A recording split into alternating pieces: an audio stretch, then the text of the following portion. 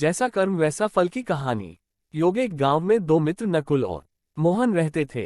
नकुल बहुत धार्मिक था और भगवान को बहुत मानता था, जबकि सोहन बहुत मेहनती थी। एक बार दोनों ने मिलकर 1 बीघा जमीन खरीदी, जिससे वह बहुत फसल उगा कर अपना घर बनाना चाहते थे। मोहन तो खेत में बहुत मेहनत करता, लेकिन नकुल कुछ काम नहीं करता, बल्कि मंदिर में जाकर भगवान से अच्छी फसल के लिए प्रार्थना करता था। इसी तरह समय बीतता गया।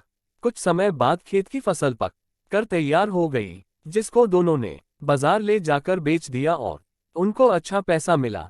घर आकर सोहन ने नकुल को कहा कि इस धन का ज्यादा हिस्सा मुझे मिलेगा, क्योंकि मैंने खेत में ज्यादा मेहनत की है। यह बात सुनकर नकुल बोला, नहीं, धन का तुमसे ज्यादा हिस्सा मुझे मिलना चाहिए, क्योंकि मैंने भगवान से इसकी प्रार्थना की, तभी हमको अच्छी फसल हुई।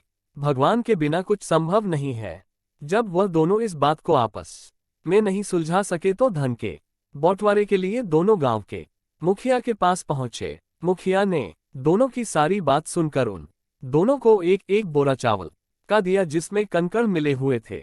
मुखिया ने कहा कि कल सुबह तक तुम दोनों को इसमें से चावल और कंकड़ अलग करके लाने हैं, तब मैं निर्णय करूंगा कि इस धन का ज्यादा हिस्सा किसको मिलना चाहिए। दोनों चावल की बोरी लेकर अपने घर चले गए। सोहन ने रात भर जागकर चावल और कंकड़ को अलग किया, लेकिन नकुल चावल की बोरी को लेकर मंदिर में गया और भगवान से चावल में से कंकड़ अलग करने की प्रार्थना की। अगले दिन सुबह सोहन जितने चावल और कंकड़ अलग कर सका उसको ले जाकर मुखिया के पास गया, जिसे देखकर मुखिया खुश हुआ। नकुल वैसी की वैसी बोरी को ले जाकर मुखिया के पास गया। मुखिया ने नकुल को कहा कि दिखाओ तुमने कितने चावल साफ किए हैं। नकुल ने कहा कि मुझे भगवान पर पूरा भरोसा है कि सारे चावल साफ हो गए होंगे। जब बोरी को खोला गया तो चावल और कंकड़ वैसे के वैसे ही थे। जमींदार ने नकुल को कहा कि भगवान भी तभी सहायता करते हैं जब तुम मेहनत करते हो। जमींदार ने धन का ज्यादा हिस्सा सोहन को दिया। इसके बाद नकुल भी सोहन की तरह खेत में मेहनत करने लगा और अब की बार उनकी फसल पहले से भी अच्छी है। सीख, इस कहानी से हमें यह सीख मिलती है कि हमें कभी भी भगवान के भरोसे नहीं बैठना चाहिए।